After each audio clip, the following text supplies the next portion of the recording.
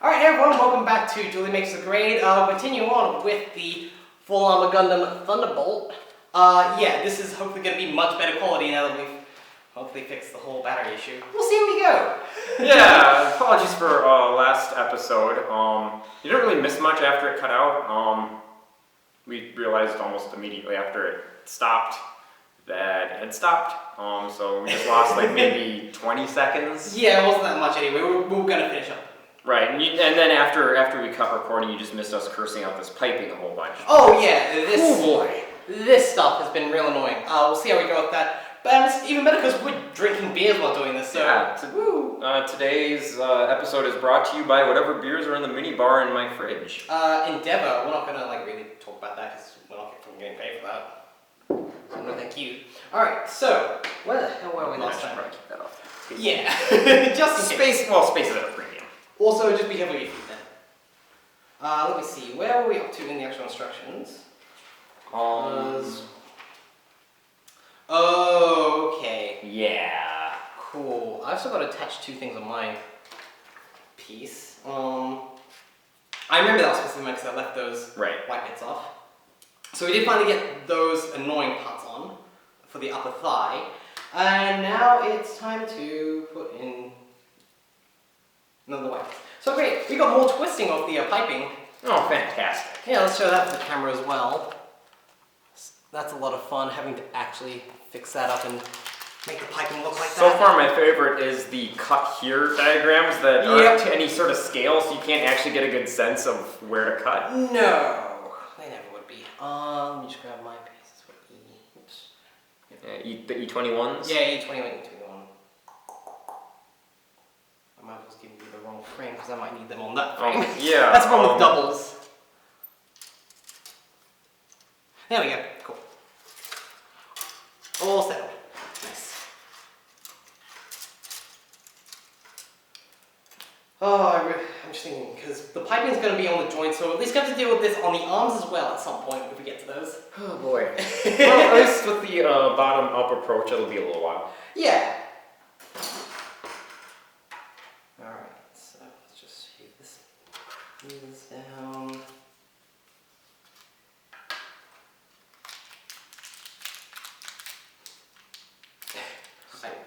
I do also like that I've got Gundam Club as well on the day that you leave this week. Oh, yes. So that'll be a nice mood pick me up after they find you. Oh. I can't find.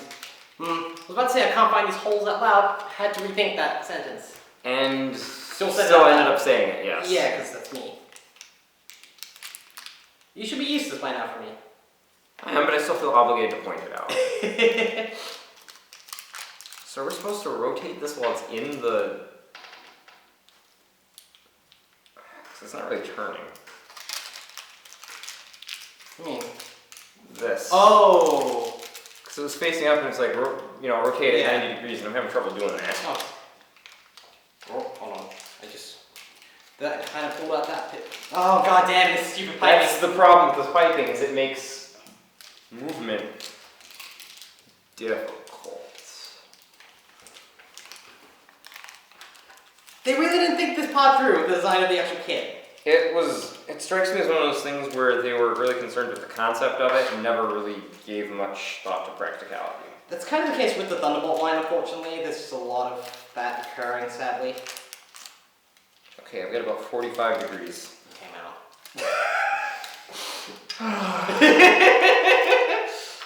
Bear with us, folks. This is, Oh, we're getting there. Good video content. Well, the problem is we're both dealing with this. There's even one of us to fill the void. I know. Oh, god damn you. Man, we actually have to answer some questions at some point, because you went through the trouble of actually getting those. I did actually. I should pull those up. Let me get to my main account right now, so there's questions on. Alright. That's Monty, folks. Welcome to Monty. Let me just see if I can get this piece of piping back in, and then figure this out again. Also, I hope I'm rotating this the right way. It's not really clear which... You're doing it the other way. Right, but I'm saying from a, like, I'm trying to figure out which... Oh, so it would be, for you... I do need to go the other way. Yeah, you're putting yours that way. Yep.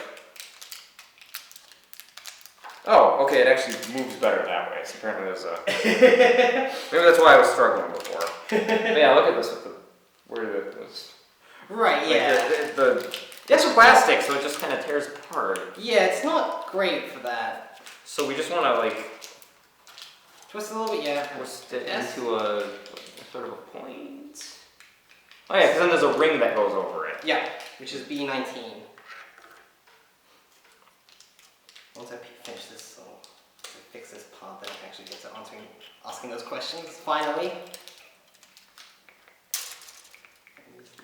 That. And back up here. Alright, back in business. Alright, so first question I got was from one Mike from TWA and going pear-shaped. If you could switch a fictional robot from an anime with a fictional robot from something that isn't an anime, which robots would you switch? Why would you pick those two? And how would their respective stories go down? I'm going to have to refer to you on this one. I mean, like, you may have not watched anime, but you've seen localized anime. You've seen, like, dubs and stuff. I have seen Dragon Ball Z abridged. Right. I've seen Digimon. Well, pick a robot from Digimon, a robot Digimon. I mean, not a lot of story to told with any of the robot Digimon I can think of. Andromon's a character from an episode. Well, I want to hear the Ballad of Gardromon. Come on. Sell me on that. Gardromon. What? Who forgets Gardromon? Everyone forgets Gardromon. I don't. I clearly didn't. Okay, so then we just... This one actually makes sense. You just cut it off at the edge of the ring. Well, I will always double check to see what it looks like when you actually... Right, because it's just supposed to be like piping leading up to the ring, and then the ring is empty. Alright, well, I'll make it more applicable for you. What robots would you swap from the different respective Transformers series?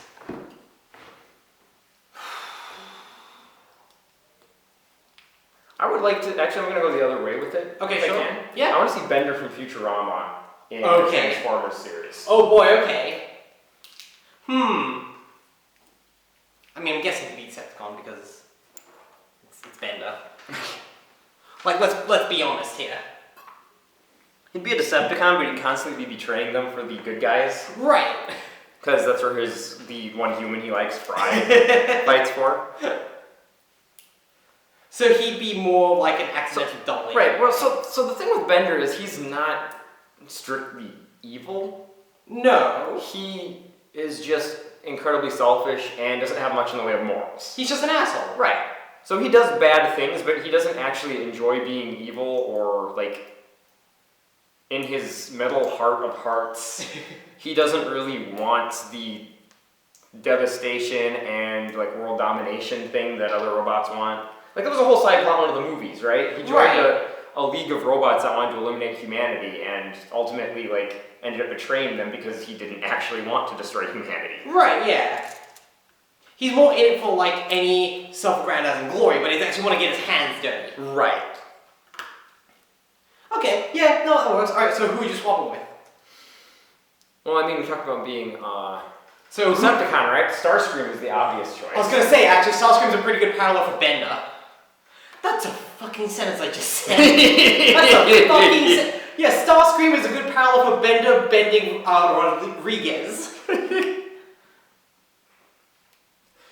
I just want to see Starscream having to work for Planet Express. Yeah, and the battery low again.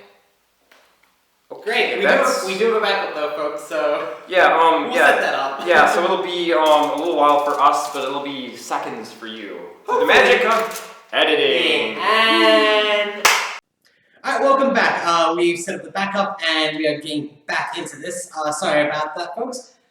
There's a reason DSLRs just aren't used for video, apparently. There you go. it was a long shot, but man, I was just hoping my luck would kick in. I mean, it wasn't. It was a very close range shot. Anyway, we're getting back to this. I'd rather do the piping than that right now. Thank you very much. God. Fucking monster. See how self-satisfied I am with those stupid jokes now. Really? Huh? God. Alright, let's see, P16. Anyway, yeah, back to that. Yeah, Bender and Starscream, good picks for just swapping to... As Starscream's kind of an anime with Transformers. It's been less and more anime throughout its various iterations, I feel. Right, like, Transformers animated is almost kind of like... It's definitely a cartoon, but it's pretty anime in some ways as well. I mean, technically speaking, original Transformers is Japanese. Yeah, exactly. And then there was Robots in Disguise. AKA car robots. Right. Which is one I remember very distinctly as a child, because that's not my first Transformer, but that was the one I first started watching as it aired on TV. See, I was a Beast Wars kid. Oh, same. Actually, and yeah, Beast Wars might have actually been. I didn't like when they went back to being cars because I thought animal robots were cooler. Well, I mean, you finally had a cheetah Transformer. That's true, yes. Honestly, I think Beast Wars is probably the origin of my love for cheetahs. Like, I mean, I like cats anyway, like, I like animals anyways, but I think that's where I really, like started clinging to them as one of my favorites. Right. I mean, Cheetah's a great character. He was, especially for, like, kids watching the show, he was one that was easy to identify with, because he was the, like... He was a bumblebee. Well, yeah, he was the young one who, like, you could relate to, because he wanted to be, you know, a big part of the team, but often was treated like, you know... The kid. Right. And then he got rocket boosters as a cheetah. Right, just like puberty. Like, right, yeah, no. I'm still waiting for mine to come in. That's what HRT gives me, right? Mm. I was promised thing, listen. Let's see, if regular puberty gives you the rocket boosters, HRT I feel like would be the Gunpla method of just boosters everywhere. I'm okay with that. Right? Yeah, you know what, I can live with that.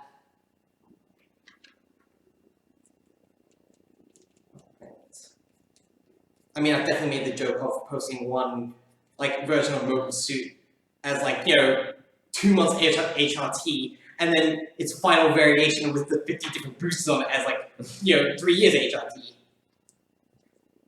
You just didn't realize how literal that joke was. Oh, there's more piping already. Goddamn you. Okay, so apparently this one goes into the bottom of the leg. Just call us Mario and Luigi with all this pipe we're laying. Oh, yeah. Alright, cool. Okay, Jules, I thought of a like custom thing you can do. Right. Just put a hat with cartoon googly eyes and a mustache on with the Gunpla. It's Mario possessing the Gunpla. Oh, I hate you. What, you don't think that's a good idea? I don't like Mario possessing, like, thing. Look, I don't either, but that's the world we live in now. Right. And Twitter's just absolutely full of references to it, so it just can't be avoided anymore. I do like the end of original Twin Peaks, the edit they did of that. Just Dale Cooper wearing the hat with googly eyes, and then just in the mirror is Mario. Wait, is Mario Bob? I can see that. Who played him in the movie? Bob Hoskins. There you go. There you go. I also did really like the screen cap edit of Who Framed Roger Rabbit. Yep, that was pretty good. Is this one from the green or the clear? Clear, okay. Yeah. Could not remember which was which.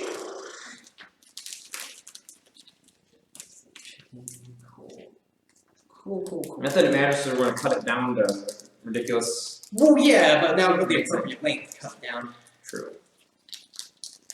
At least there's one bag of freaking piping is done. We're getting there, folks.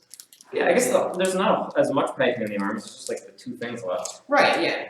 Unless wasn't there more piping in another? Nope. Okay. It was only 2 packs, yeah. So don't fuck this game like that, man. I don't do that.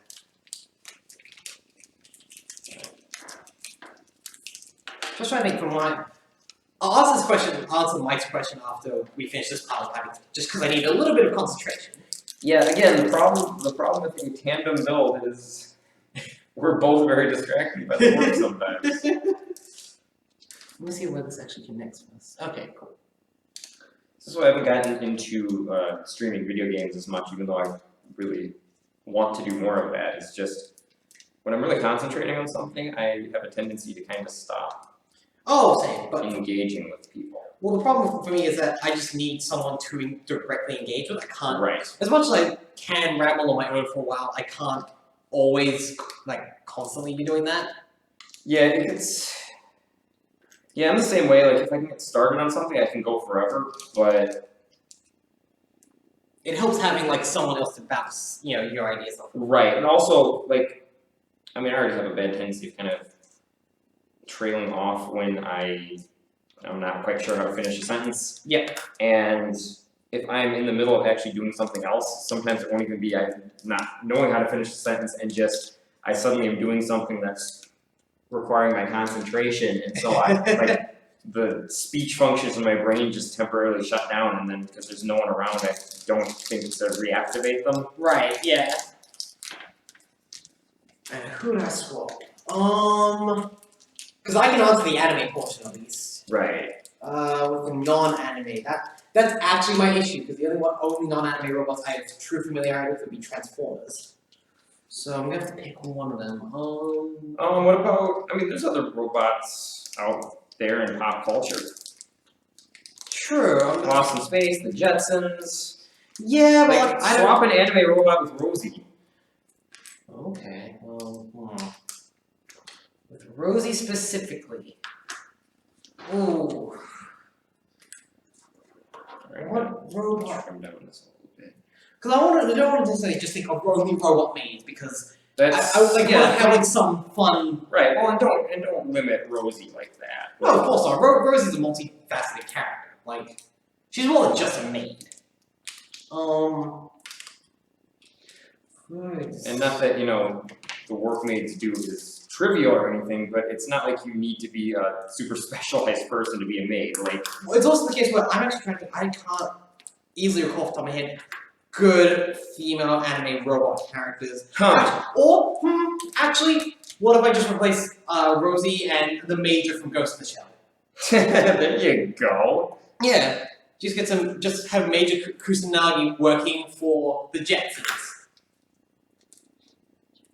It's weird, because she's more of a cyborg, but for the sake of things. We could, we don't probably want to get down that rabbit hole of defining different types of... It's the DBZ abridged thing of what makes an android and a cyborg and a robot. Yep. Which is a valid thing to ask, but at the same time, oh boy. It's one of those things where those definitions matter a lot more when they're actually, when robots are sentient and people are self-identifying as cyborgs. Right. Because, technically speaking, there's people today who meet the scientific definition of a cyborg. Yes, exactly. But would not consider themselves as such. Precisely, yeah. Alright, this next part, so we're going to have a little bit of, the peg actually sticking out of the connector. Right. So, yeah. Although, yes. I kind of want to see what would happen if I put Metabee from Metabots in something else. Yeah, actually. Metabee and Bender. I feel like those two might get along. But I can't, yeah, maybe that's too good. Maybe that works too complementary in some ways. I think it's backwards, okay. What if I did a Toku robot? I'm trying to think of a good Toku robot character. Oh, because the whole joke that one of my favorite robot characters in Toku is Beat J Stag, who's basically Bender was a Power Ranger. He's literally a robot that gets drunk and basically with his partner, who's just a regular human ranger, when the partner's making a grand entrance, he just immediately steps forward and goes, "I am BJ Stagg." Yeah, that's a very Bender thing to say. In his second episode, he's beating on the secret entrance to the Rangers' hideout in the middle of Tokyo, just going, "Give me the drink," because all of the robots run on basically energy juice that they crack a can open to drink from. Okay, so yeah, that's very Futurama. Yeah. What about Astro Boy? Ooh, who would I pick Astro Boy with? Okay, we've kind of switched nippers again. See, the problem is that you kind of brought up Bender, who's such a funny character to contrast stuff with. Right, yeah, it's tempting to just put Bender in everything, right? I don't remember what. Oh, actually, I was just switch around. Not Rose, not Major Kusanagi herself with Rosie, but one of the Tachikomas. I don't know what that means, but okay. Tachikomas are basically, imagine tank-sized insectoid mechs, but they actually have base AI programs which talk like kids. Because creepy. Because as police drones, they're basically there to calm civilians down. See, I don't think I would be that calm if a tank-sized insectoid robot with the voice of a child. It's good, don't worry. Don't worry. Doesn't help them. Yeah, as they said that, I would very much worry. They'd be more like, "Hi, Joel, don't worry. The police are taking care of the situation." Okay, that's always a reason to worry.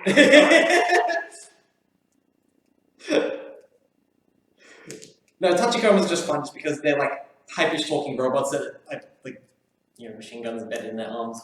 Right. They're very cutesy, but also that's actually a commentary of what happens when you try and personify these things which are essentially machines being used for a very specific function in society. And what does it say about the people and designers behind these machines, giving them childlike personalities and such. Boy, this is supposed to snap on. That's not happening. Oh, here. Let me try. It's just finding the actual thing, and then... There you go. Thank you. Thanks, Teach. God damn that fucking name. As far as nicknames go, Teach is actually pretty okay, but... That could be a lot worse, yeah. It could be a lot worse going. I'm dreading a lot worse. We don't need to go into that. I'm more dreading, I'm not even dreading, because I don't want to, shoehorn, try and box in any future students of mine that I have. But, teachers getting nicknames and stuff from kids that maybe even the teachers themselves don't know about. So my favorite nickname that came out of my high school for teacher is one of the math teachers.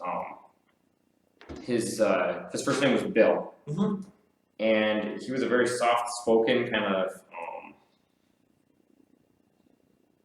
chill guy. Yeah. So the nickname that some of the more clever kids in my class gave him was Mild Bill. That's pretty good.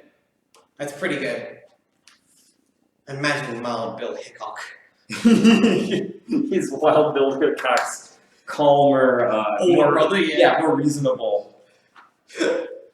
I do remember one teacher in primary school, which is elementary school, in your terms for me was, he had the worst name, Joel, to be a primary school teacher.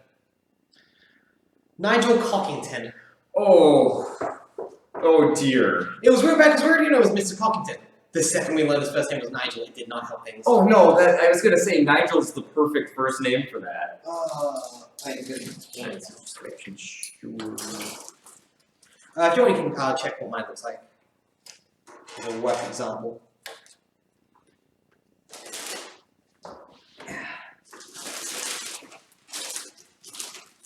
Okay, that's weird. What's up? This. Plus. It's backwards. My knee is backwards.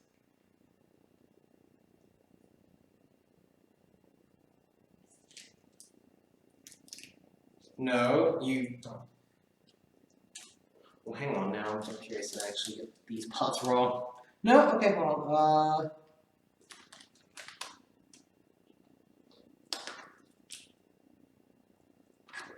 So, that's all correct. You got the bottom side flipped around. Oh. That's... Which means we have to take this off. Right. Because we can't twist it around because of the piping. Right. That's okay, because this is actually an easier part of the piping, to be honest. I say that, and then... Why did I jinx myself? What am I doing? What am I doing? So folks, if you find your gunpla building has gotten too rote, too easy to just breeze through, just bring in me to help you out, and I guarantee you it'll slow you down like astronomically. No, it's fine. Don't worry, God. Okay, that piece goes in front. Again, this is still a brazen apart compared to when my best friend and I built Perfect Grade and he built Gunpla in over a decade. I mean, that's still more recent experience than me. Yeah, but Joel, because he had... Well, the problem is, so you at least have appreciation for some amount of like craft and patience being put in. Yes. You know how like you're finding out pieces, for example, so they fit together. He didn't do that. He left pieces really jagged while still putting them together and would try and wedge them in. See, regardless of how like rote the process becomes and like how quick and comfortable it is for you, craft projects like this are still inherently something that requires a lot of patience. Yeah, he didn't have that. Also, really bad, like just, how do I put it? It's always a thing where like he was trying to put like the actual pilot into the cockpit, so you know, about this size figure for a Perfect Grade. And then he looked at basically a piece of plastic that kind of was just like this shape. I was like, is this the pilot? Yeah, no, I was like, are you okay? I was genuinely a little concerned about that. Maybe he has a very specific form of face blindness where everyone's face is like a molded lump of plastic. I genuinely think he's got some form of like major face blindness. He's really bad at like picking out certain things. He's not a visual person, and that's sort of like thinking of, you know, people who are visual as, you know, like more technical. That's a bit pop sciencey to some degree, especially having like learned teaching and such in social sciences. But it still applies that, hey, there's some people who just don't get it. Right, yeah, it's like most pop size stuff, there's degrees of truth. Well, truth is maybe not the right way to phrase it, but there's degrees of accuracy and applicability to those ideas. Right. Within certain contexts. The issue is people will take those really broad ideas that are meant more for making sense of extant data. Yep. And then try to apply them as some sort of a universal test, akin to like online personality quizzes or horoscopes or what have you. And I'm someone who like appreciates both of those things, but like for, you know, within the scope that they should occupy.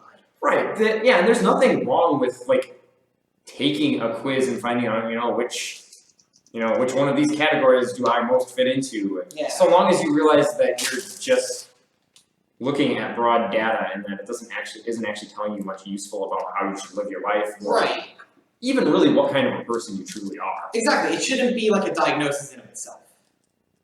It should just be more like, yeah, like I said, a lot of the stuff is created just simply as a way to actually determine data on huge numbers. Right. Well, and the thing people don't realize is that that data only really applies in a certain direction. If you're taking existing data that is being analyzed for a specific purpose, you can use tests like that to categorize them within the context of what you're doing. You don't take tests like that or like analyses like that in a vacuum. Yeah. And then try to slot yourself into them. No, yeah. Which unfortunately is just something that human beings are naturally very good at, is slotting themselves into broad categories. Right, exactly. Because, to some degree we do need like labels to determine things, and that's just how we've become accustomed to it. Right. It's an evolutionary thing because from a scientific perspective, our brain is really only able to conceive of things on a small scale. Like there's I forget exactly what it is, but there's a certain number where above that the brain doesn't really process it the same way.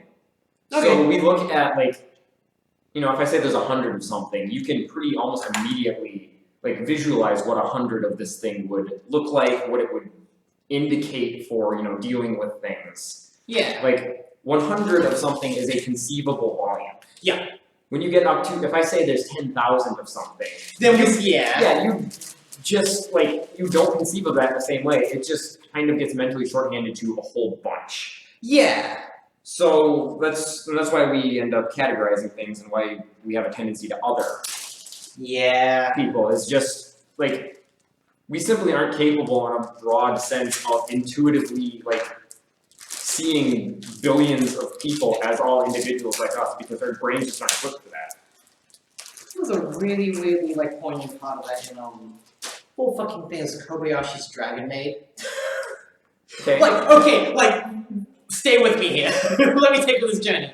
So I mean, I'm always going to associate Dragon Maid with Matt's very particular definitions of what constitutes a dragon. He's so upset. He's so upset about that. I need to, you know, he and I should actually record a garbage something about like our differing views on that. Is there a second one of those, or are we going to show? There's a second one. I just need to grab it. I just want to. Right, you just want to get yours first. I see how it is. Yeah, no, definitely. Yeah, no, me first. There you go. I mean, we are in your home, so I guess that's fair. But yeah, there's a part where like, oh, you know, she's the essential like dragon who's a child wants to that specifically says K2? I got the K2 one. Oh, okay. Yeah. K1 is for the side I'm on. Yeah, exactly. Okay. That was confusing because usually they go with the first leg you're doing gets number one, but I guess well, does it really matter? Are they asymmetrical? No, asymmetrical. That's the whole thing. Like that's why I didn't make it. So why were the other ones just like the other ones weren't numbered? We just had 2 E's. I don't know, Joel. I wish I could actually answer that. Listen, when I eventually go visit the Bandai factory, I'll ask about that. Alright, I'll add that to your list of. Man, they're gonna kick you out for not stopping asking questions. Yeah. You're gonna be like Lisa Simpson when she gets like. Oh, what, like the Malibu Stacy plan? Right. Yeah, no, I can see that happening with me because I'm not. Or like when Marge was kept altering her dress to try and fit at the country club, and Lisa comes in and starts asking all these questions about the dress, and she had lied about it, and. John, like, I was straight up that kid. Oh yeah, no, like that was a very like that scene is so great because that's such a very common like kid thing. Yeah. Like especially when she like finally yells at Lisa and Lisa just kind of walks off all like I was just asking Zal. Like yes, such a kid thing. Especially because like as a kid that's what you're taught to do. Well, kids are just very naturally curious about stuff and they don't know. Yeah. And so like of course they're inclined to just ask questions and it's sadly a skill that people kind of lose over time because they are more self-conscious about putting themselves out there. Well, just the idea, like, at some point, you reach a point where the adult world, like, makes you think that you should just, like, not knowing stuff makes you bad. Like, right. Asking questions is encouraged of small children because everyone realizes, you know, that, they don't know, and if they don't ask, they'll never know. Yeah.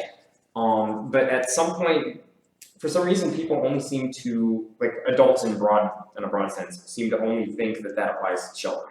Yeah. And at some point, it becomes, I mean, unspoken. Very few people will actually outright tell you the phrase, like, well, I shouldn't say that actually. There's a lot of times where if somebody doesn't know something that's considered common knowledge, people make a big deal out of it. Oh, yeah. How do you not know that? How do I know how to use Canopy? Listen, right. Let me tell you. I mean, something's happened in life. Right, but yeah, so anyway, that's just, at some point you hit a point where it becomes, from a, like, broad social perspective, unacceptable to not know things. Yeah. And asking questions becomes, like, people just kind of stop doing it because they feel self-conscious about it, about revealing that they don't know something. Right, exactly. And as that becomes, sort of an institutionalized thing, it gets to the point where even in situations where it's perfectly reasonable for you to not know stuff. Like, when, for instance, if you start a new job and you know the policies and procedures for something. Yep. People still feel that same self-consciousness because, you know, on a really deep level, you don't really differentiate between not knowing something you wouldn't be expected to know and not knowing something that, say, for instance, you listed yourself as being an expert on in your resume. Right. How often has that happened to you? Or have you been lucky to avoid that? I mean, I didn't really embellish on my resume, so like the stuff I claim to know, I do know. Occasionally, I will just have a stupid like brain moment and like say something that I know is wrong, or like,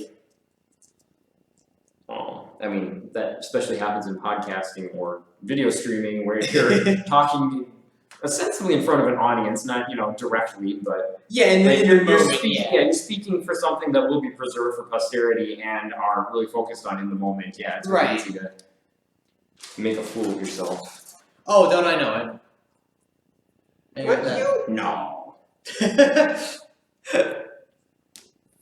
All right, so I need all the J and K stuff. Let me grab the J stuff while you do K. In Kobayashi's Dragon Maid, there's an episode where, the little girl dragon wants to go to school and everything. And she wants to experience what that's like, because, school isn't for dragons, really. And, Boy! Listen, in her world, it's not. I'm not trying to say anything about my personal views of dragons. But, yeah, there's a whole thing like, oh, it's a shopping month, like, yay, like, she's explaining what certain things are for, like, schools. Hey, what the hell's wrong with me? Yeah, she's explaining like what certain things are for like kids, what an eraser is and such, what a little stamp tool is like. And then and she gets to pick all these cute things she can have in a pencil case and like have a pencil case she gets. And then it gets to the actual need to buy like uniform requirements and backpack. And Japan's the case for little kids up until middle school, that girls wear red backpacks, boys wear black backpacks. Okay. Just for example, they all must wear the same yellow hat, they all must wear the same boots, and almost have the same gloves. Mm-hmm. And it's based like, she gets there and she's just like, why is everything the same here? And there's actually a really somber moment where Kobayashi doesn't actually mince words. Like, hey, this isn't really a kid, this is an actual dragon, so she can actually talk about higher social concepts with it, and she just says, on some level, we do actually fear difference. We allow for some individuality, which is acceptable, but anything that's outside of that realm, we will immediately crush down. That's why, that's why even for uniforms that do allow for a certain amount of free expression, it's always within a certain parameter, because it's giving people a framework in which to, I like this, I'm using K1 and J2. Yeah. I know it doesn't make any difference, but on a deep level, it would you like to swap? Can? Yes. Thank you. Also, why is this just a tiny chunk? Because they didn't have enough room to fit both of these on the same run. That really is like sometimes how it comes down to that, honestly. That is weird. Nice. 14. Yeah, I do remember looking at why, like at least in New South Wales, some of the actual reasons. J214 is different from J114. No, it's not. 14 is right there, dude. Oh, joy. I don't know what I was looking at.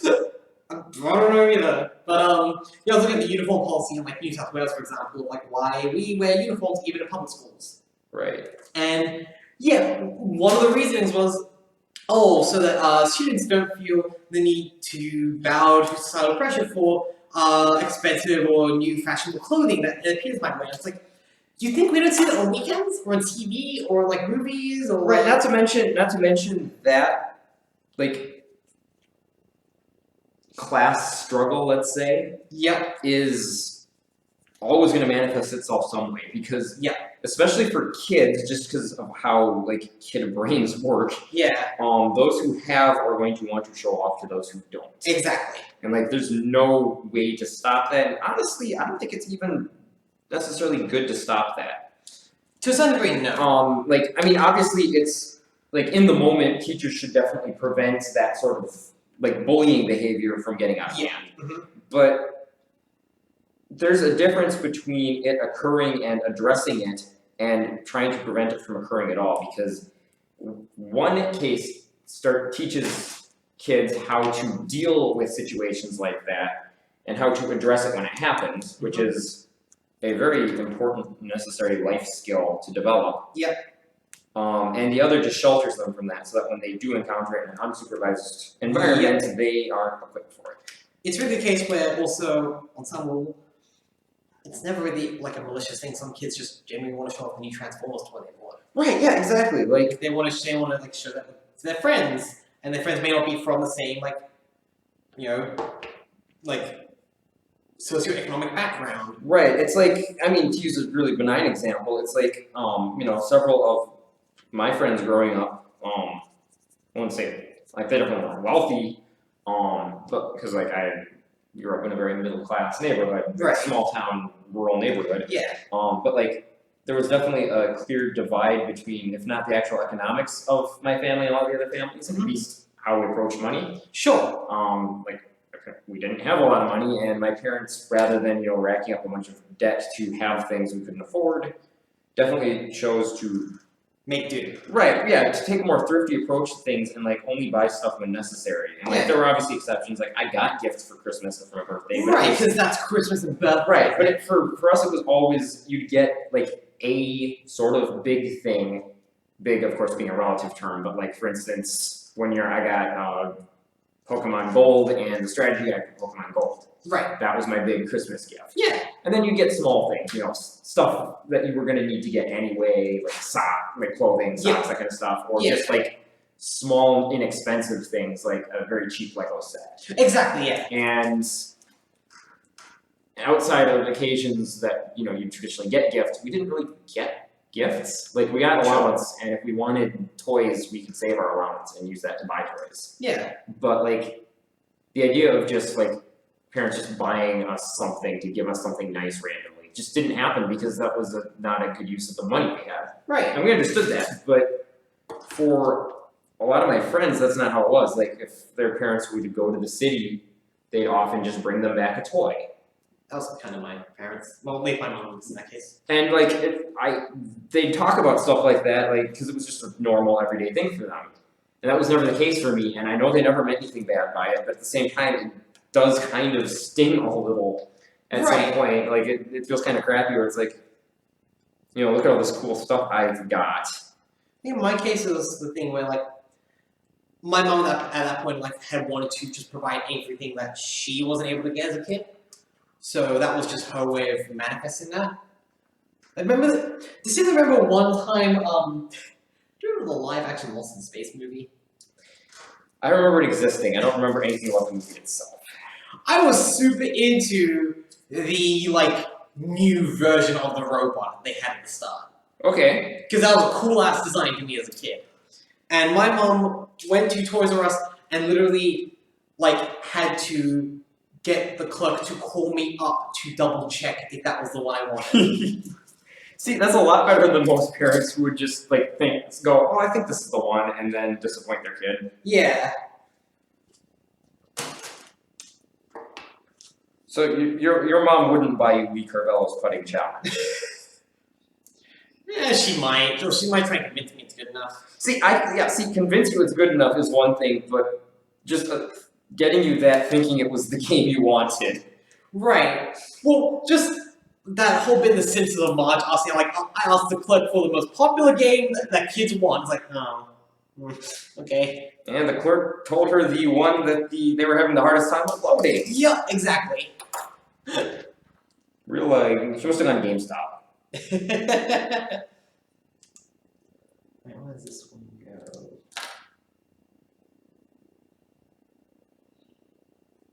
Hang on.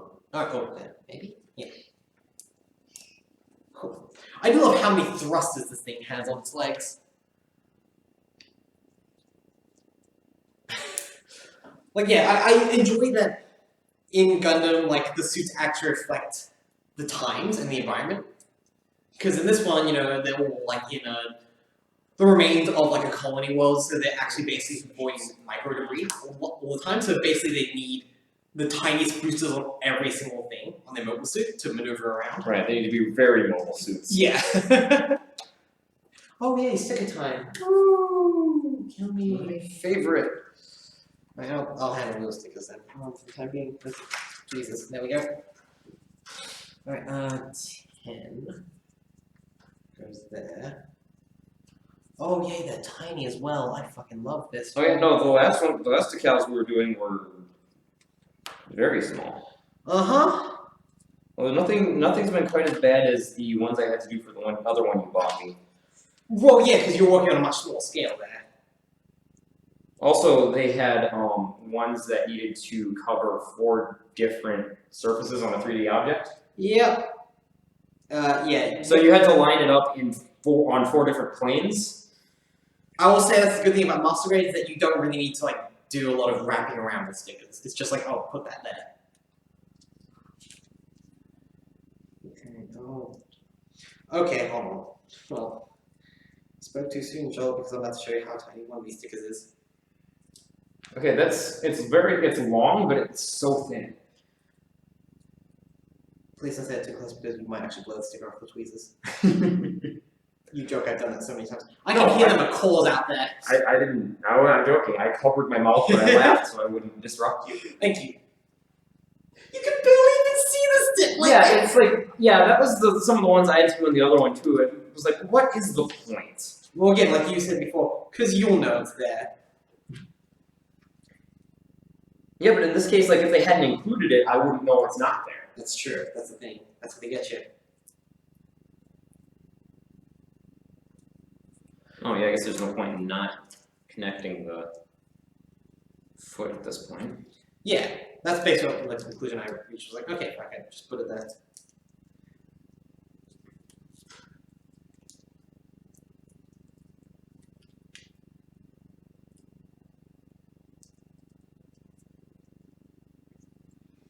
All right.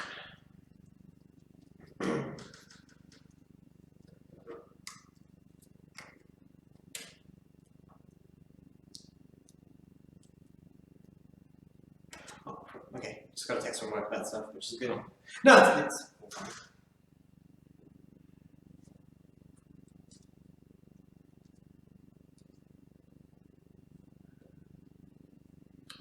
And 20 seconds of silence. Woo!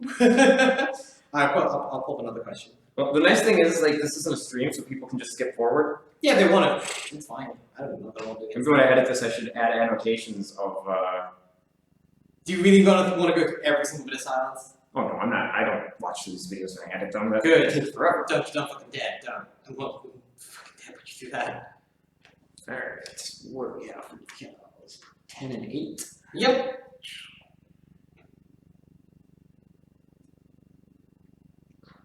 Christ. All right. Here's one from @Hades_Bozo. Keyblade fan 88. Okay, those are both fantastic names. Hello, Keyblade fan 88 here. How would you go about keeping a pesky cat from knocking over your gunpla? This cat fears no man. I don't think you can really like. Well, okay, I've read Lord of the Rings, so clearly you need to get a woman. Okay, yeah. Huh. Or become one, I suppose. That's also an option. Also an option. That does make sense. I've only ever heard guys having issues with their cats knocking over gunpla. Huh. Okay, so joke answer also apparently is accurate. Yeah, just hire a woman to guard your gunpla, or Okay. like, get a girlfriend, something. Honey, I love you. Could you just stand here in front of the shelf all the time? Just my plastic robots are actually nope. That's too true to life with some nerds. Now I'm upset. Made yourself mad with your own goof. That happens a lot, believe it or not. Why wouldn't I believe that? Because it happens to all of us when we say something and go, oh shit. It's actually the case. Alright. Do you want to still look at the shopping mall, see where the decals go? I can figure it out. Oh, just double check it, because I'm gonna also the weights and just get that going. Because that's the solo part. Oh yeah, good point. There's only one waist. Mm-hmm.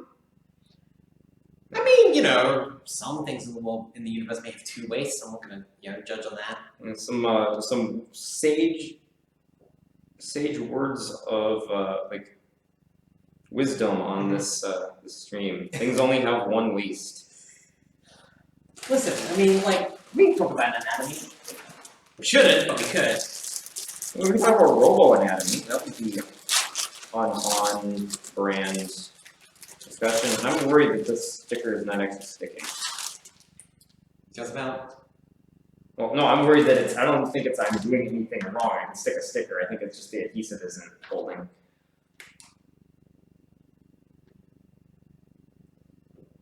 Also, where'd the other one go?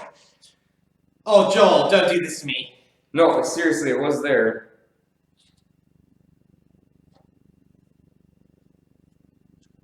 That is a very slippery sticky. You are not wrong.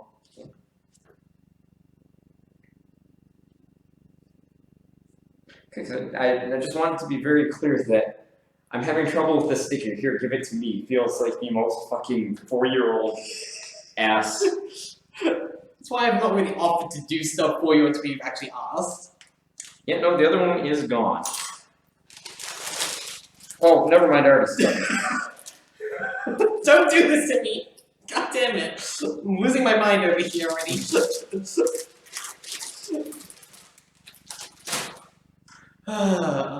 Okay, 23, 25. So I can get done quick. Some good counting. Thank you! I learned from Big Bird. I wouldn't be surprised if a lot of my education did come from Sesame Street. I mean, that's fine, that's what it's for. Exactly. School. I can absolutely count to 12 because of them. I know exactly what reference you made. I'm hoping that a lot of the audience does too. Yeah, we're also both gonna feel extremely old. I mean, well, here's the nice thing about Sesame Street is a lot of their content just gets reused because it's evergreen. Exactly. So for instance, if we're thinking of the same thing, that thing's been around since the 70s. Right. Pretty sure there was definitely stuff from Sesame Street that my mom remembers from when her brothers were kids. Okay, fair enough. I do remember, that same thing happened with Transformers with my mom, was that she just seen my brother and sister watch so much of it, that when I was watching Robots in the Sky, is a 2001 series, she was just like, I remember Ultra Magnus, he's different now. I was like, as a child, hearing your mom say, I was like, how did you know Ultra Magnus? Right. It's like hearing your parents actually friends a cool celebrity. Oh yeah, I went to high school with Ultra Magnus. He was a nice boy. What's he up to these days? Man, Ultra Magnus in Robots in the Skies was a real fucking vengeful, murderous bastard. For good reason though, he was kind of abandoned on the planet. Yeah, that'll do it. That'll do it. I mean, that's Star Trek way. He's a very Benjamin Gunn of a robot. I was gonna say a bit more of a con, but sure. I went for the older reference, I guess. Yeah, probably. You go for the old reference? Pshaw. I like that was the old reference compared to a 1960s sci-fi show, too. Well, the movie wasn't in the 60s, so, No, but Khan was originally from the show. Oh, he was, wasn't he? Yeah. See, I forgot about that, because I haven't watched Star Trek in ages. It took me a while to, really, truly appreciate Star Trek for what it is. Yeah, I mean, as much as people make the comparison sometimes unfairly, it very much is an intellectual show at its core. Yeah, definitely. It's just the aims of it are never, it's almost never about, pure excitement. It's way more, it's just more of an intellectual stimulation is, the goal of it. It's just, it's a more introspective form of science fiction. Yeah, that show is more asking interesting questions than anything else.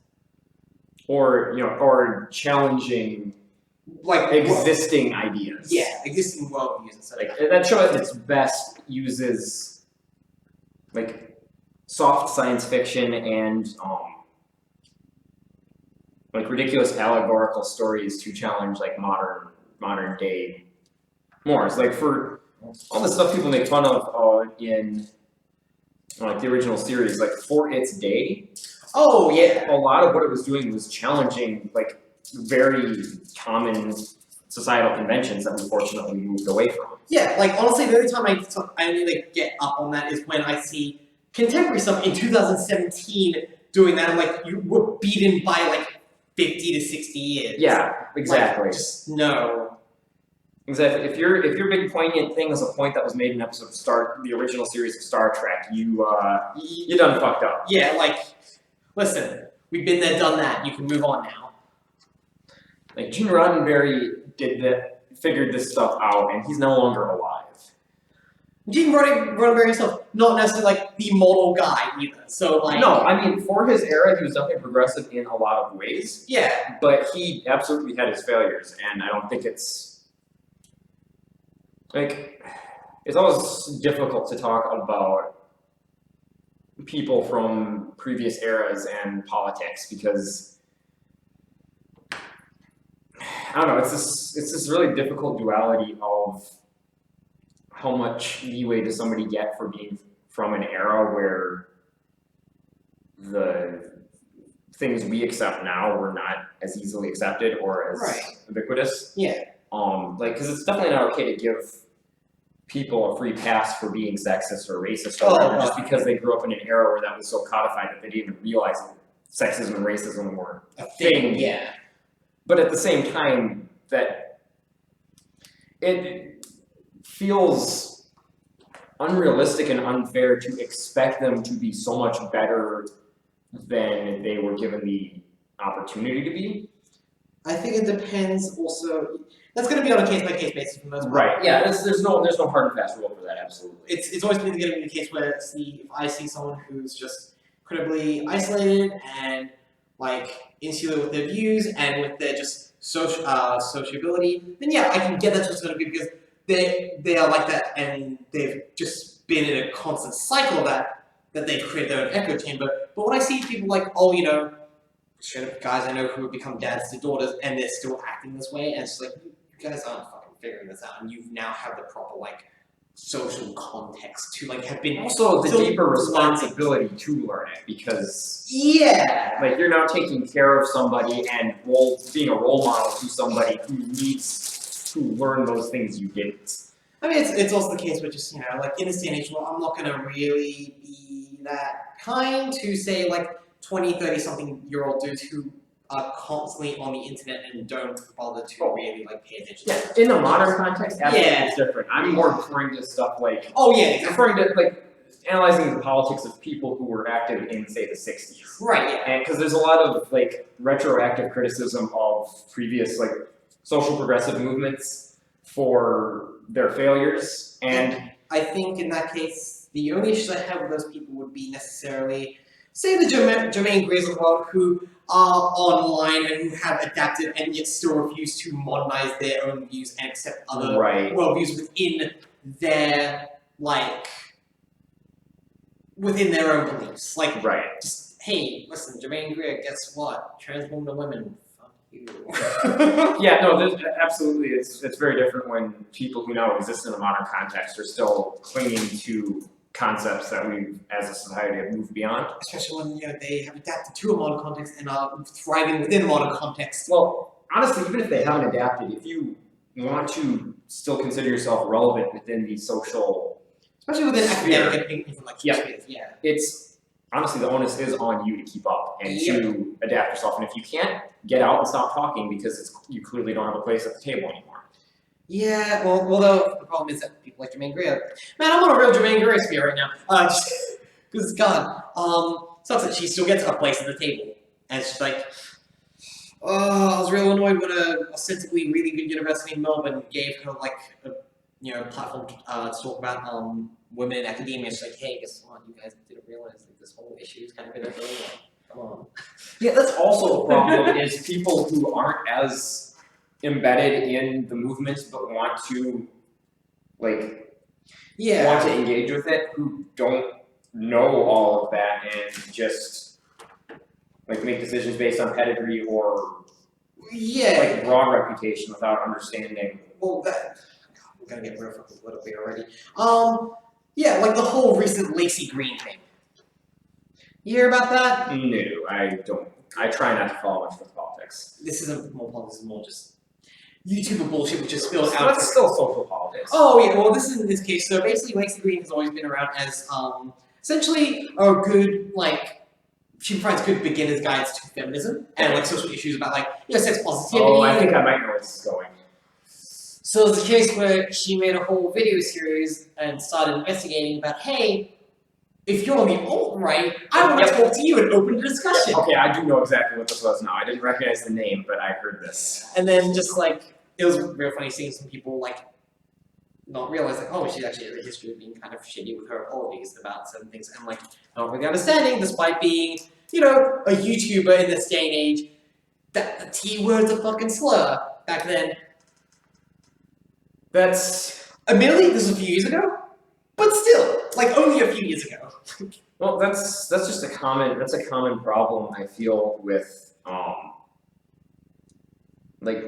even the low level celebrity culture that exists on streaming sites and whatnot, of people who really aren't deep into any social progressive stances and are probably good-hearted people and definitely, at least on a broad level, don't want to upset people, want to be very accepting, but just simply don't understand those spaces. Yeah. And trying to comment on things that they're way outside of their depths on, because inevitably they're going to screw up. There's kind of a thing that anyone who wants to be involved with social politics, especially as an ally, needs to understand and accept, is you will ultimately screw up. You're gonna fuck up at some point. Listen, everyone has a sort of Damocles over them. And if you are going into it with the understanding that there are spaces where you just don't know really what you're talking about, and understanding that when to shut up about something because you don't understand it. It's very important, because I'm thinking of stuff I've seen where people who I know for a fact, if anyone ever told them what you said really hurt me because of this or whatever, they would understand, they would feel terrible, and they would make efforts to correct their behavior. But at the same time, I see them constantly making jokes and comments and stuff that aren't okay. And being completely oblivious to it, because unless somebody actually manages to get their attention in the right context and explain it to them, they just won't know, and they just don't think about it. And the flip side also, I've seen people who if you tell them, but very politely, that they've hurt your feelings, they'll of course be very understanding. But if you even react with the slightest bit of annoyance, they will be like, well, what the fuck's the problem? Right, and that is, man, that's another tricky situation from what's just the way communicating with people works. Especially when you're talking to somebody who gets millions of hits on their videos on YouTube and has a huge number of people trying to communicate with them. Especially if they're on YouTube, where the level of discourse is toxic to say the least. I honestly can't blame anyone who just who's in that environment, who just automatically shuts down any negative feedback, simply because so much of it is just noise that does no good and hurts. It's got to be incredibly demoralizing to just be constantly barraged by a sea of negativity for literally everything you do. Oh, definitely. And that doesn't make it okay that legitimate complaints from people who are getting punched down on get lumped into that same category. But I can understand why it happens. I'm actually more speaking on a personal, interpersonal one-on-one level with no one who's actually into the painters. That changes the conversation entirely, because in that case, from like a personal level, I definitely always want to be as respectful and well-spoken about stuff as possible. I mean, I just feel like it tends to lead to better discourse. Definitely. It does make people more willing to listen to you, and it just, I'd rather be that guy, Right. But at the same time, like, people are allowed to be upset when something hurts them. Yep. And if your relationship with somebody is dependent on them not ever expressing negative feelings toward you, that's not a very well-built relationship. No. That's the whole thing about tone policing and shit. Yeah, just ugh. So no Gunpla. Well, that was a tangent we got Yeah, down on. do we get We're not even like buzzed. Holy shit. So I'm just I'm making the waste. Hi. See, I like this setup because like they can actually see that. Yeah, exactly. It's all on camera. Yeah. God, we went on a whole thing, didn't we? I like how, okay, this is something I won't play to the camera because I can't see the instruction booklet, but I like how this one hinge piece with the gap in the middle kind of looks like a weird like alien with an open mouth. Like, oh, the yeah. pieces look like eye stalks and the mouth looks like a mouth with 2 teeth.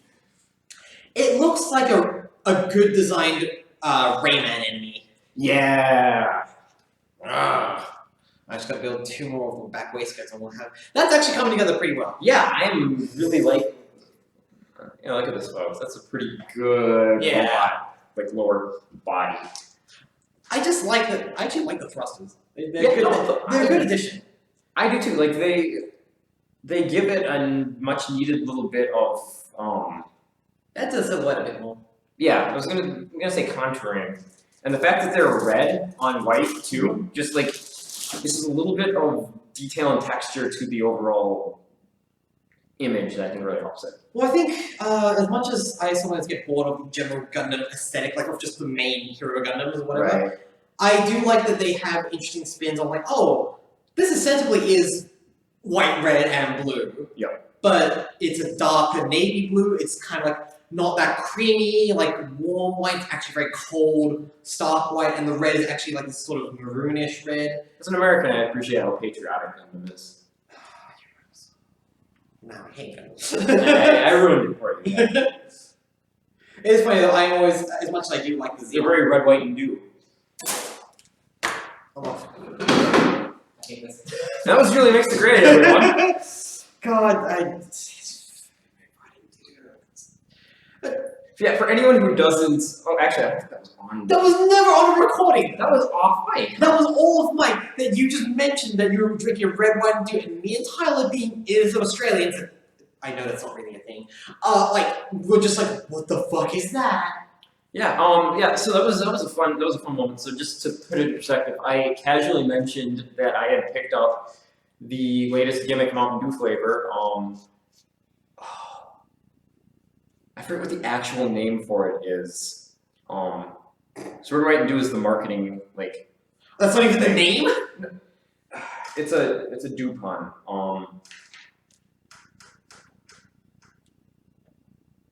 It's gonna drive me nuts. But yeah, anyway, there's another name for it too.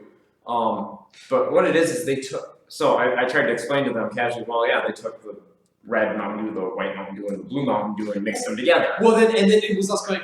There's more than one Mountain Dew. Right. So then I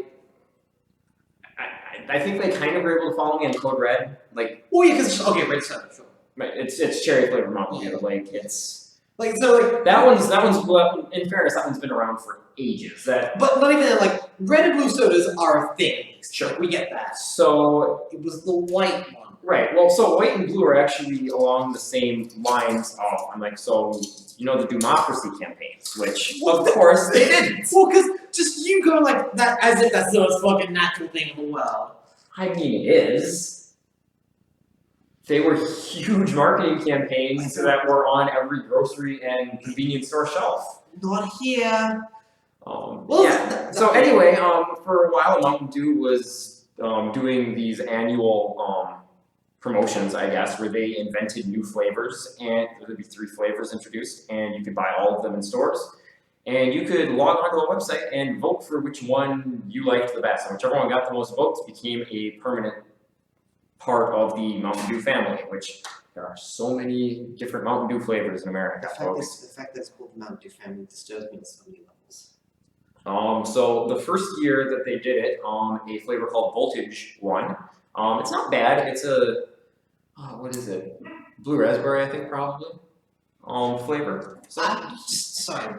Blue raspberry. Like, There's a whole thing behind that I don't fully remember, but like, there's lore there. There's lore there. Great. Awesome. Yeah. Anyway, that one, it wasn't the one I voted for. What did you vote for? So there's this purple, like magenta-ish one. Okay. Purple soda is pretty cool. Yeah. No, it was. Oh gosh, what was? I don't remember what the flavors were. I think it was a mix of a few different flavors, but I liked it better. Like the Voltage is fine. It's just I drink 1 or 2 of them and I'm just done with it for a long time. Right. The other one was one I could see myself drinking on a semi-regular basis. Yeah. Which semi-regular basis is still too often for Mountain Dew. But I was gonna say that's a lot of dew. You're doing that too much, John. This was back in the days when I would do the dew once a day. I would have my Mountain Dew with lunch, and that was Daily part of my dew. routine. Daily dew, people. So anyway, yeah, so that was the blue one. The white one was the year after. It was called Whiteout. It is a white grapefruit flavored soda, which So much of that hurts me. Okay, so are you familiar with Squirt? Well, really, I've heard about it. Okay, yeah, so it's a grapefruit soda. It's all right. It's incredibly citrusy, like I bet. even compared to like your standard lemon lime sodas. Wait, the white one's citrusy? Yes. What the fuck is it not like vanilla or cream? Like, what the fuck? That would not work with Mountain Dew as like an aesthetic. Well, fuck them. So it's basically like a Mountain Dew style Squirt, and it is again not the one I voted for because I drink like maybe half of a can and I'm done. It's just too much citrus. But so anyway, yeah, so they mixed all 3 of those together, which gets you this weird sort of brownish purple colored drink, and they're selling it as a Dumerica or something.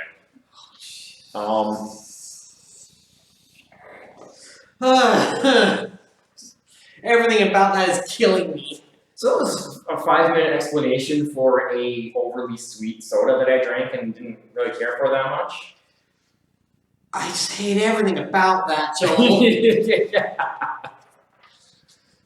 Okay, so if you didn't like that, let me tell you about Pitch Black too. Oh, I'm sorry.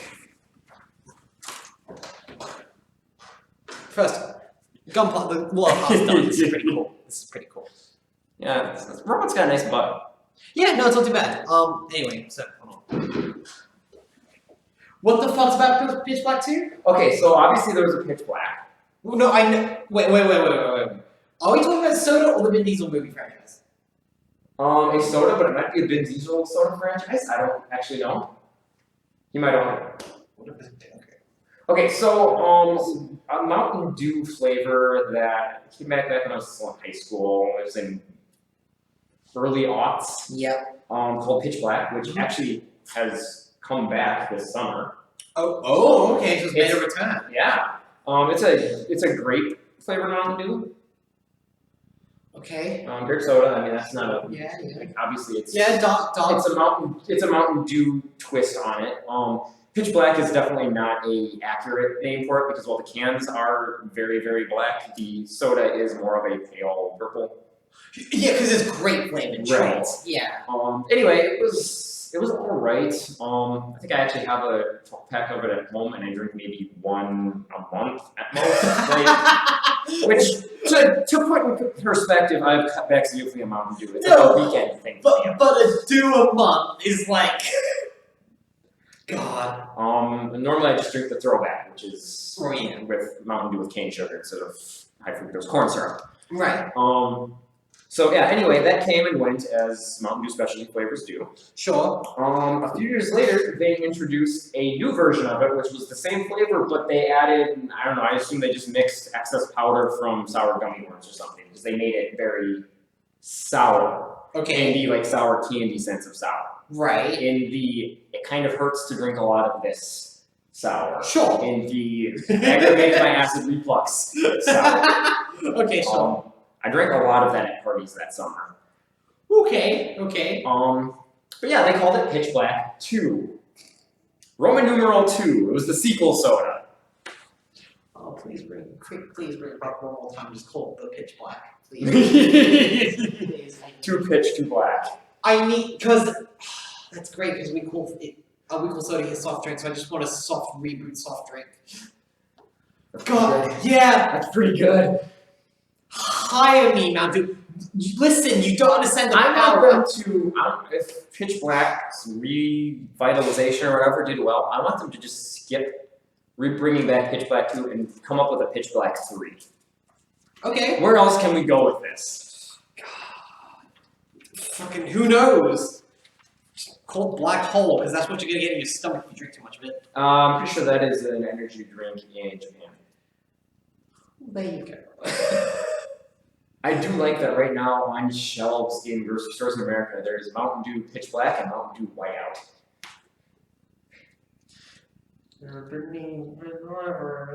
And Code Red, and Livewire, and Voltage, and for a while they're selling Baja Blast, which is normally a Taco Bell exclusive flavor of Mountain Dew. I mean, you could drink all those Mountain Dews and then your heart would explode. That would do it. Well, we don't have that here, Joel. We don't have it. I've noticed, even your Mountain Dew tastes more mellow yellowy than I'm used to. Wait, I thought mellow yellow was like part of Mountain Dew. No, mellow yellow is a Coca-Cola product, whereas Mountain Dew is a Pepsi product. Mellow yellow is ostensibly the Mountain Dew equivalent, and then it's a lemon lime soda, but they taste nothing alike.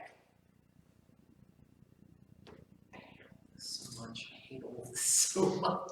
Alright. We're building the arms! One day we're gonna record Let Me Tell You About American Sodas. We're building the arms until we very steak dinner. I hate this. God. So upset right now. Monty apparently agrees. Yeah. I don't know if that's picking up on mic, but... Alright, so this is the last of the piping, huh? Yeah, thank God. Let me just open that up. Right, we got B 36, 37, 40, and 40. God damn it, and they skipped 38 and 39. That's what they get you. Yeah, if you are a, like, mild, like, obsessive or, like, in any way, like, fixated on numbers, this seems like a system designed entirely to madden you. A little bit. I don't know how Molly took to it so, well, given that. Well, you said, and then she's currently just built as her fifth gun plot. Right, that's what I mean. That's what I mean. Like, I don't know how she's managing to handle that because I feel like that's something that would particularly, for her, drive her off the wall. I needed my new thing, which is little caps. Replying to a material for a boy.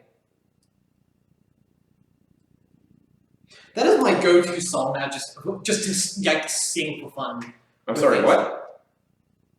Let's hear it for the boy. Like it's just that's. Oh. I love doing it whenever something is unveiled. Like. Okay, sure, I can follow that.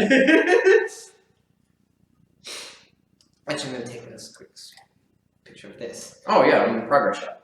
Actually, yeah, we still have pretty good. I'm thankful for like this setup at the moment, just because this provides really good lighting on camera. Yeah, there's a reason people like natural light for filming. Actually, this probably is about as close to golden hour as we're gonna get this time of year. In this part of the country, localized entirely in your kitchen.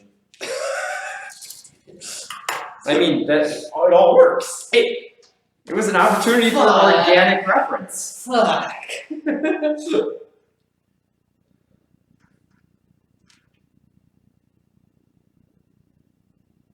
For anyone who doesn't know what we're talking about, shame on you. Yeah, come on. I don't get people who don't get, like, well-known Simpsons references at this point. I mean, at this point, you don't necessarily even have to know it's from The Simpsons. There's no way you haven't heard it before. Yeah. Like, watch literally any Two Best Friends Play video. You'll hear it. Look at any meme, even just with politics, you have that. Like, how does the finger thing means the taxes not get more play? I thought, you know, my boyfriend Zach didn't understand this. Really? Like, I don't get it.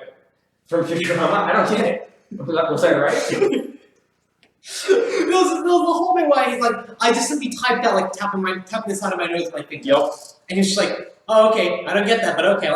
Well, I mean, in his defense, that is a I did show it visually, he still didn't get it. Well, no, I was gonna say that is a particularly a visual reference that no longer really gets use in everyday action. It only exists as a reference to something from an era bygone. It's a reference to the fucking Sting. Like, man, that's a good movie. Have you seen The Sting? I actually haven't. That's actually Not for like it's not Right, like I yeah. avoided it. I would totally be down with forcing it. It's just not a movie I've ever gotten around to. It's a good movie. I've seen the Futurama episode, The Sting. Yes. It's a very emotional episode. Yes. It's the episode where I learned that bees dance, which means that Molly dances. Oh, I want to see Molly's. Oh, you don't think when I go and I'm not going to try and get a burger dance out of her. That was the funny thing that I said. I helped sell on the whole bee thing by saying, you can do a little burger dance. It's just like, it's kind of cute, actually. I mean, Frank, you didn't have to sell her anything. It was going to happen, and she could resist it. But yeah, like eventually, she was going to have to come to terms with it one way or the other. God, I just love that. Just the second it came back, I was like, hey, you know how you keep calling everyone hon? You know what that's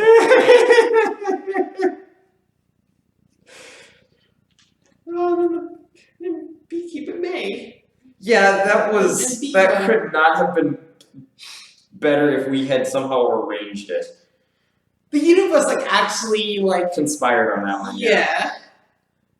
That is, have you heard the Patton Oswalt bit about the largest rat he's ever seen?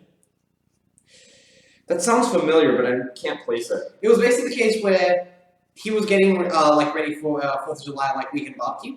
Yeah. And his, I believe, I can't remember if it was his then wife or his girlfriend, but basically, like, she mentioned she'd seen a rat. He was like, oh, I don't want to get exterminated, like, it's going to be a whole thing, we're going to have a barbecue, it'll be fine, it'll be okay, of course. Because he said that, it wasn't going to be okay. Right.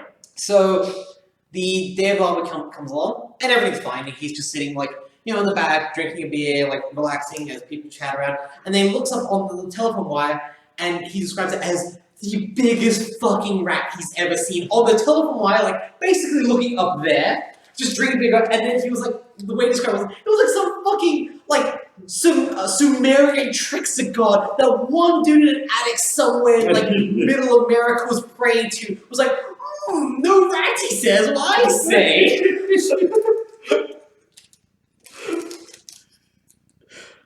Or the one time he and his wife accidentally walked in on an orgy for an open house.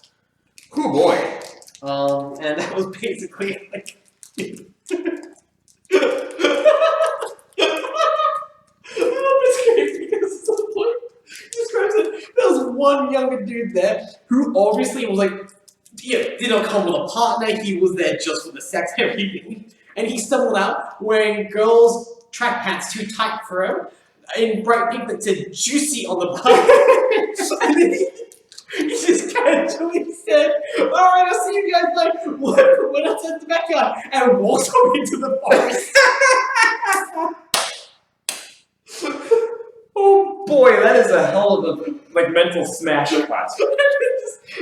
And also going, there goes Sex Sasquatch wandering off into the Pacific Northwest. Sex Squatch. Yes. Oh, that's so good. Like, God. Imagine that, like, fucking... This is why you really need to be careful with your, like, in-app planners and calendars. Don't plan your audio on the 25th. You've got an open house on the 26th. Well, I mean, that would be a good way to shake things up. Yeah, you add a sense of risk, like a bit of, exhibitionism to it. Well, and maybe you really want to make sure that the, buyers of the house are, into that lifestyle. But you're not gonna like owning the house. Like, what's the point of that then? Like you want to make sure all the next door to the house aren't smokers. Sure, like that's fair enough. What if you're trying to build your like reputation with a very, very specific set? Okay, sure. See, I can understand if you were like renting out the place for like tenants. That to me, like, adds up to a certain degree. Okay, so if we're reading this correctly, we need to actually like sort of trim around that nubbin. Great. So that it's poking out. Like basically there shouldn't be any piping poking out from beneath this. Oh, okay, hold on, yeah. Oh, so so sort of do a circle around it. Yeah, that's what we did before as well. So it actually works out. Right, except kind of. It's exactly the same as what I did before. And we all saw where that led to, Joel. Look. Look, this was your idea. I'm just going to remind you. You picked this kid. You gave me the option and showed me nothing but pictures of them. This guy was covered in shields and or surrounded by a literal arsenal of shields in his photos. What was I going to do? Not pick him? Yeah, pick the samurai one, pick the edgelord, pick the, like... I can't remember the other choices they gave you. They gave you a lot of choices. Yeah, Julie, pick 5 animals low. Narrows down our choice for a tandem gun club build to like 20. When did that happen again? Like, I actually can't remember when I actually asked you what your top 5 animals were. That was when we decided to make it's for the episode of the Moncast that hasn't aired as of this recording. Right, yeah. When we turned the Australian segment into a plan our zoo trip segment. Well, no, I don't know. What's the problem? Like, pick 5 animals, go. You specifically said pick your top 5 favorite animals, which is an impossible task. That's asking the parents of like 12 children to pick which 5 they want to keep. Yeah, Sophie's Choice. Have you seen it?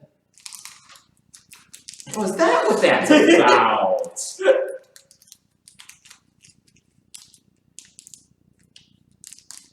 I mean, it wasn't a Sophie's Choice because at least the animals we don't visit aren't getting put down.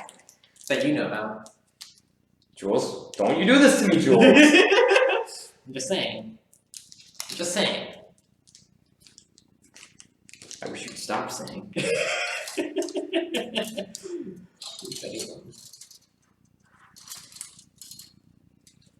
Where am I? Oh, I might have stolen that. Give me a second.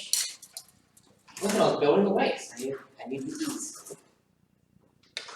Thank you. No problem.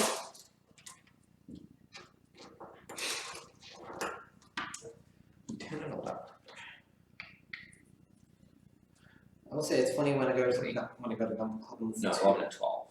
And it's funny when I go to Gun Club and listen to some of what the like different audiences of Gundam are like in the series for. And like personally, I like Gundam for the actual like bits of philosophy about war and conflict and humanity, and also the pretty boys as well sometimes. And then some of the other guys just like they literally just want to see explosions.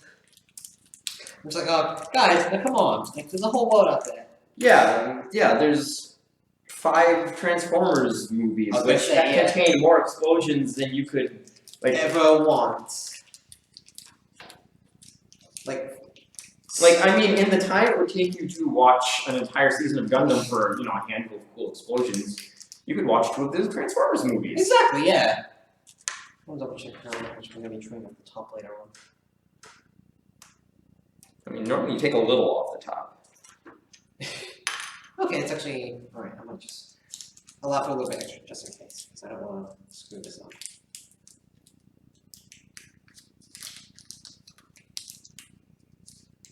That should be about enough.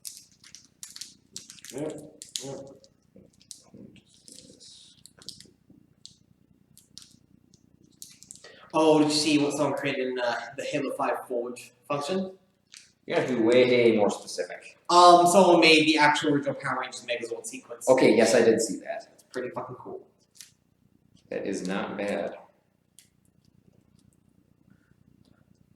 The fact that they actually have players inside of the actual thing color coded to the Power Rangers is also pretty good.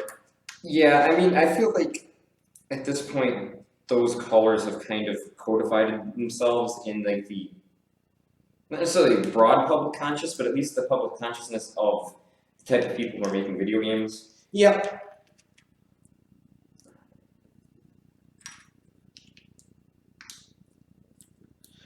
That's funny. Molly and Ashley reminded me the other week of the Corgi Megazord from. Oh yeah, 1,000. The 1,000 Robot Golf. Yes, that is. Yeah, that thing is fantastic. Still like an actual amazing design. Man, that is a game that doesn't look at all fun for me to play, but I like so much of what they do with it. Yep. Just that game on paper is perfect. Yes. Yes. There's the McElroys commenting on a fucking mecha robot golf game with destructible cities and environments, and it's kind of. Well, I mean, it's a golf game. Well, it's not even that. Because they're a good golf game. Mario Golf's pretty good. Mario Golf is pretty damn good, Joel. That's what we're doing. Let's play Mario Golf.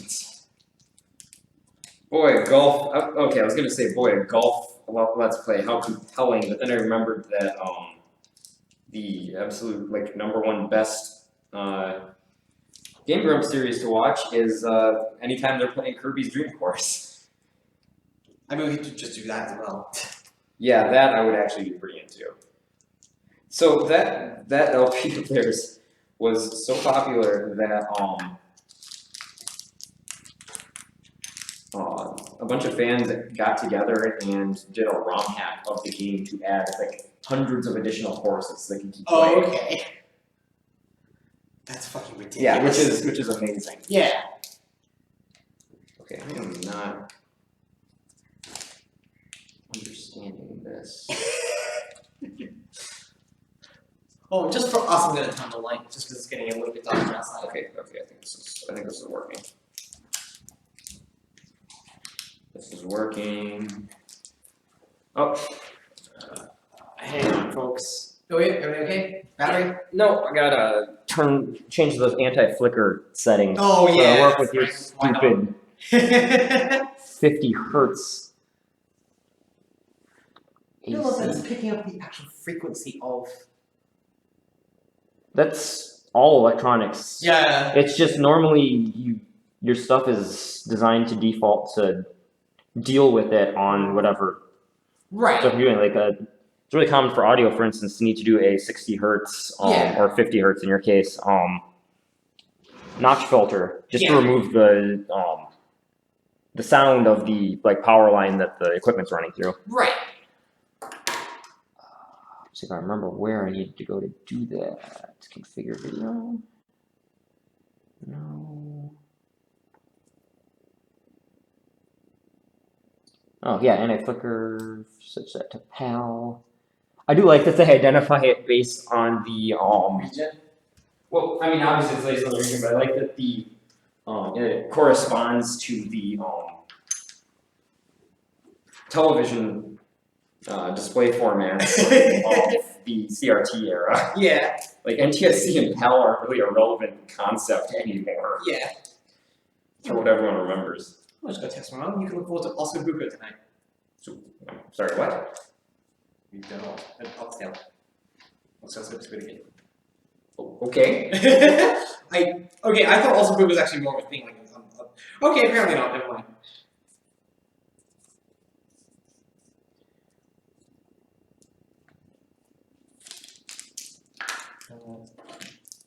Alright, we're gonna have to do a cultural exchange someday, and I'll have to give you Chislik.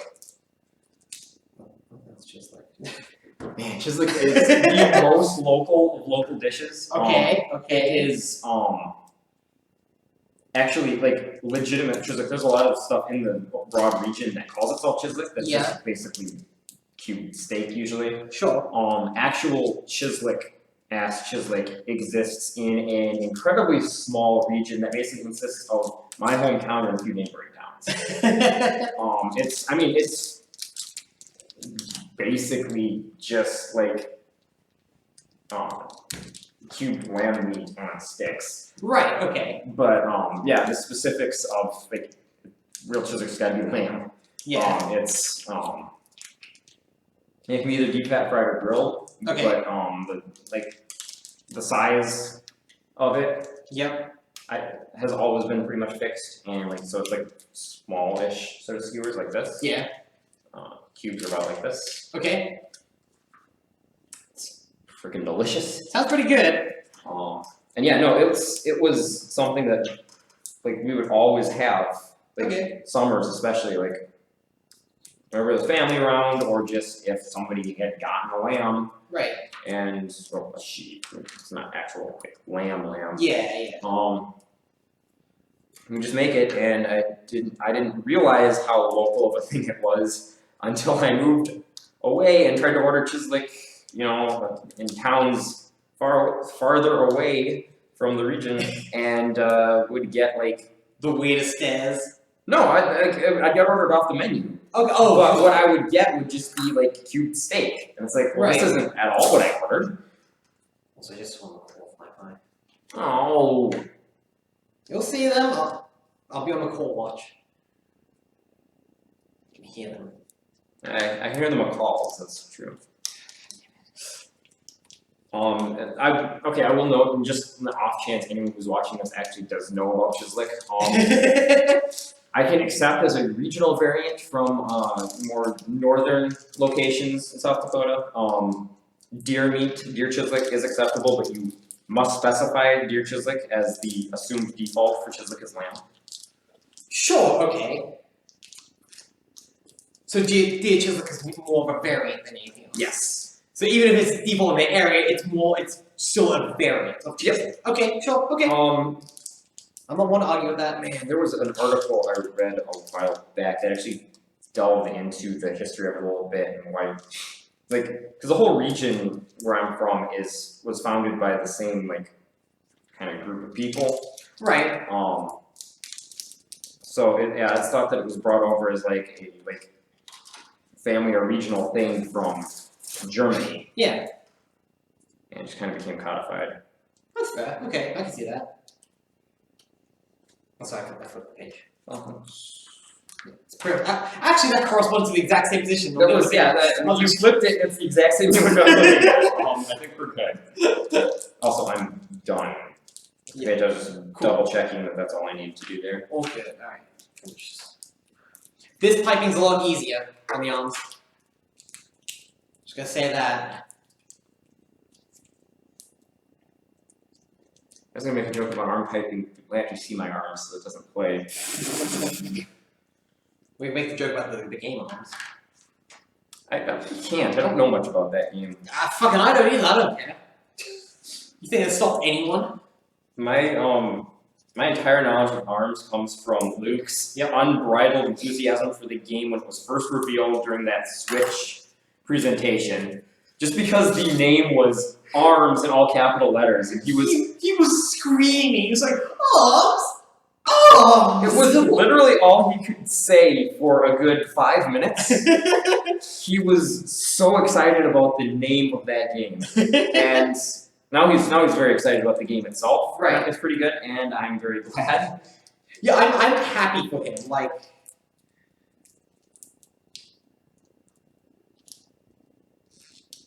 I appreciate. I should ask Chelsea how it feels to be dating a pro Tetris and ARMS player. I don't think he's a pro ARMS player. You're just talking about how he gets pretty readily outclassed by players with certain characters. Oh yeah, but it's still just. Also, he got upset that Nintendo said that they were going to have a tournament with pro ARMS players. Like, the game's not even out yet. Yeah. What are you doing? I had that exact same reaction. Actually, I was watching the Treehouse stream that came up where some people we've invited were facing up against pro players. I'm like, how can there be pro players for something that's had all of a weekend test demo? Which, I mean, I guess the technical answer for that is, well, we paid these people to be here. That's what makes them pros. Well, also, I think someone did also, I think it might have been Eric, because he, of course, will know this stuff, like, in terms of competitive gameplay, they actually, like, have brought in people who've been testing arms, and who are also, like, already, like, pro gamers in certain, right. yeah, like people who already have a baseline, like, familiarity with fighting games as a whole and can adapt to new systems pretty easily. And yeah, like Treehouse employees, it would make sense. Exactly, yeah.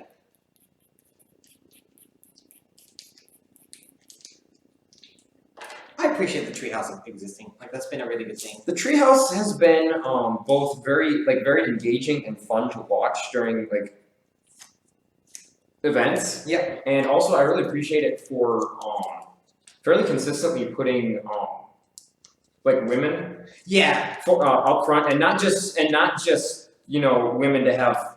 Let's take a women. Women representing like women who are clearly very passionate about Nintendo games, like the games they're playing, and able to talk at length about them. Like they're also passionate in ways that like I'm passionate about it. Right. Like, yeah. It doesn't feel pandering or like cheap. No. Yeah. Like, it feels very genuine in a way that is very engaging and very just good for representation. Now, see, I just want to ask Nintendo when you bring back the Kirby Cafe, because do you know what happens in the Kirby Cafe if you sit there alone? Yes, you get a Waddle Dee. Yeah, Waddle Dee to sit across from you. accompany you. Yep. And it's a Chef Waddle Dee. Of course. Like you can't have a Kirby product without like intensely customizing it for the specific experience you're having. That's like the series was built for that kind of stuff. God. Yeah, no, I remember one of my first experiences with the Treehouse was when the first Mega Man collection? Or... No, wait, I don't think it was a collection. I think it was just a release of a bunch of Mega Man games on Virtual Console, and so they were playing Mega Man 7 or 8. I think. Yeah, sure. And there was a lady playing that who was like clearly like a super big Mega Man nerd, like, talking about stuff in the series and like showing off all the like secrets of the game that she was playing through it. And I was like, man, this is exactly the sort of thing that putting this in the wrong direction. This is exactly the sort of thing that they need in their like game demos. You have 343 Studios, bring me on. I'll fucking do that for Halo. You don't know. Type up.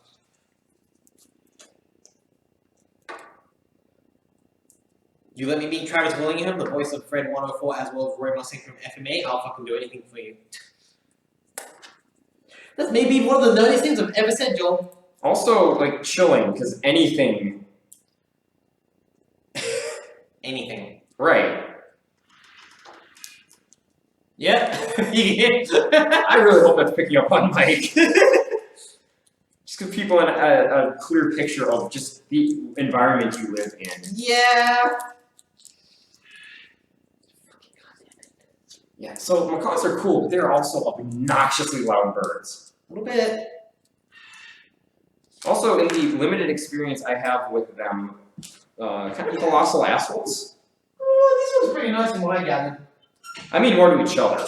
Oh, fair. These ones are pretty nice to each other. They seem like siblings, I believe. Boy, that doesn't always... Alright folks, since you can't see that, there was a very loud screech behind her and she immediately like whipped around. Okay, so I guess this is now just Joel makes the grade. Yeah, so Gundam's pretty cool. I don't really know much about it, but they look cool. Alright, we had a call and response between Julie and one of the macaws. You're that? Oh yeah, hey. Alright, we're gonna put the stream on pause.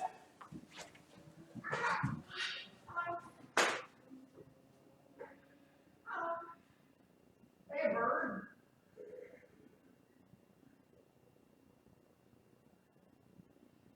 Oh, sure, now you're quiet.